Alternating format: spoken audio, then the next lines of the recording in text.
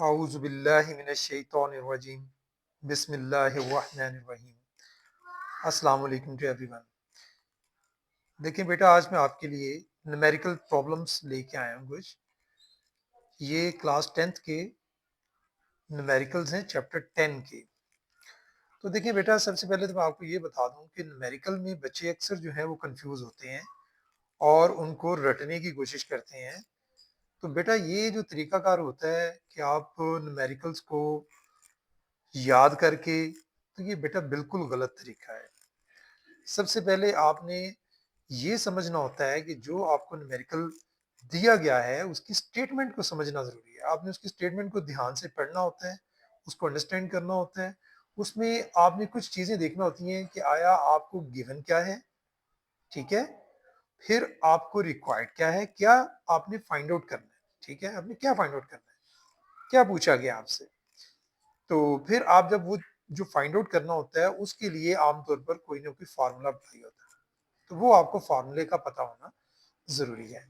तो बेटा, ये देखें, जैसे मैं आपको एग्ज़ाम्पलरी कुछ न्यूमेरिकल जो हैं वो सॉल्व करके दिखाऊँगा और आप लोग देखेंगे। ये देखिए, पहला न्यूमेरिकल है 10.1। ये चैप्टर नंबर 10 है और क्लास 10, ठीक है?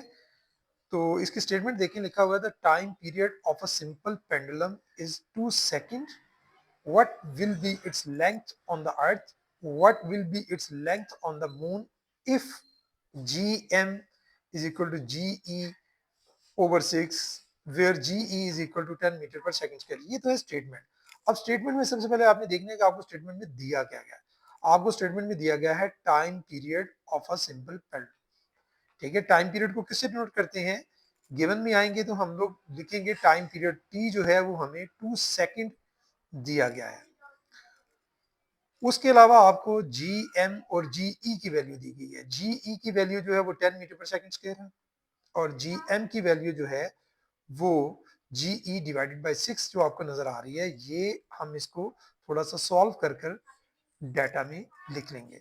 तो जी ई डिवाइडेड बाई 6 देखें, 10 आपकी जी ई की वैल्यू है वो पुट करते हैं और 6 पे इसको डिवाइड करते हैं तो आपके पास आंसर 1.667 कुछ इस तरह से आंसर है, जिसको आप 1.67 शॉर्ट करके लिख सकते हैं। ठीक हो गया।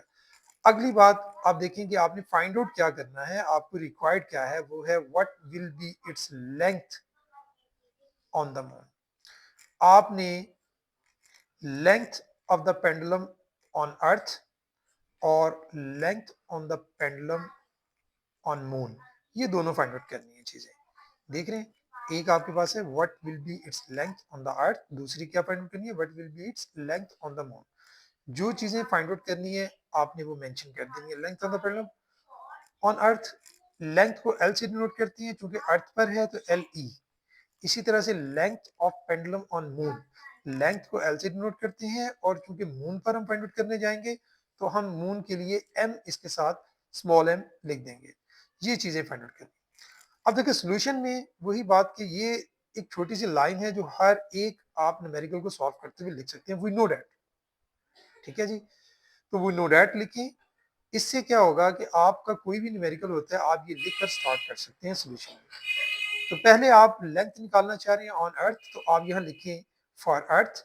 तो फॉर अर्थ में जब आप जाएंगे तो फॉर अर्थ में देखें आपके पास टी जो है वो फॉर्मूला है टाइम पीरियड का, T is equal to 2 pi L over G. ये लेकिन अगर आप अर्थ के लिए लगा रहे हैं तो एल ई ओवर जी ई, ठीक हो गया। तो यहां से चूंकि फाइंड आउट क्या करना है आपने, एल ई।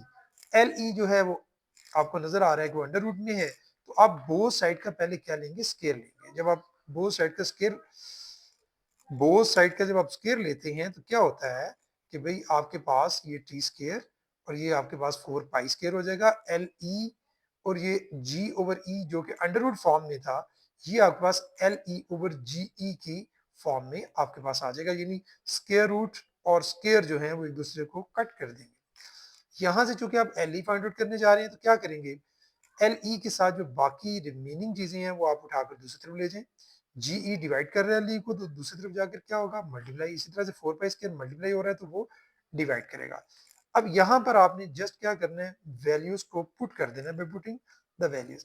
आपके पास टी की वैल्यू जो है वो गिवन थी, वो आप वहां से ले लेंगे, ऊपर से 2 सेकंड है वो आप पुट कर देंगे। इसी तरह से जी ई की वैल्यू वो 10 होती है, वो आप पुट कर देंगे। 4 पाई की वैल्यू जो है ये कांस्टेंट वैल्यू होती है 3.14, वो पुट करेंगे। देन आपने सिंपल कैलकुलेटर यूज करना है और कैलकुलेटर पर इसको आप सॉल्व करते हुए ये आपके पास answer L E is equal to 1.02 meter में आपके पास आंसर आ जाएगा।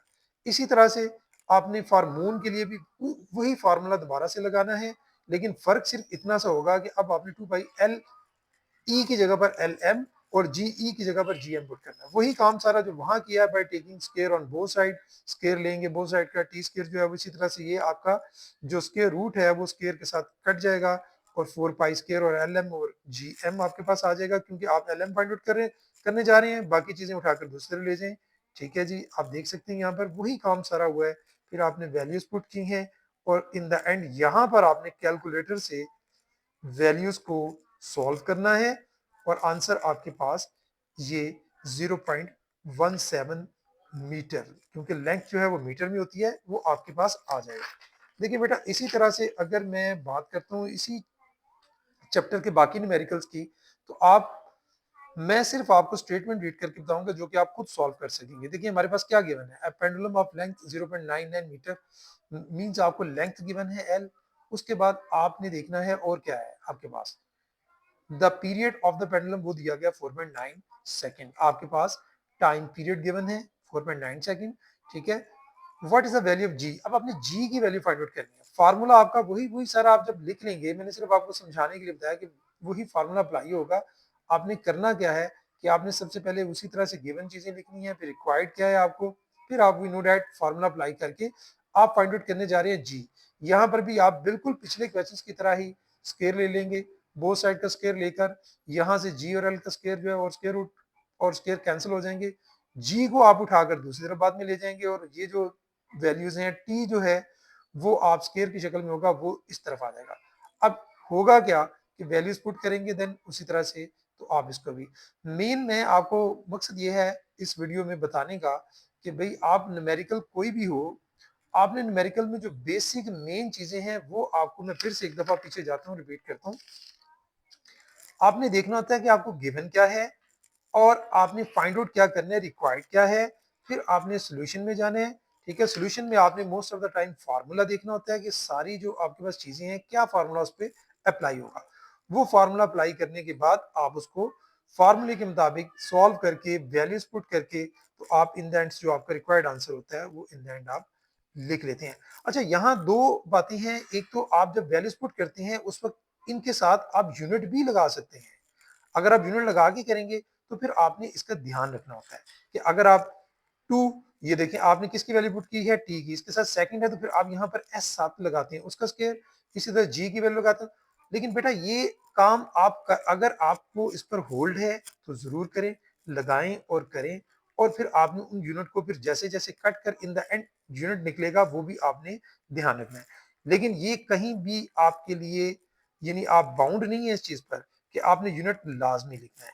अगर आप इजीली जाना चाहते हैं तो भाई मैं आपको ये मशवरा दूंगा कि आपने वैल्यूज यूनिट के बगैर लिखनी है सारी, इन द एंड लास्ट पे जब आप आंसर निकाल लें तो उस वक्त आपका यूनिट मस्ट होना चाहिए जहां भी आप लिखते हैं। अगर यहां पर आप यूनिट मेंशन नहीं करते इस जगह पर या इस जगह पर तो फिर आपका हाफ मार्क्स कट सकता है।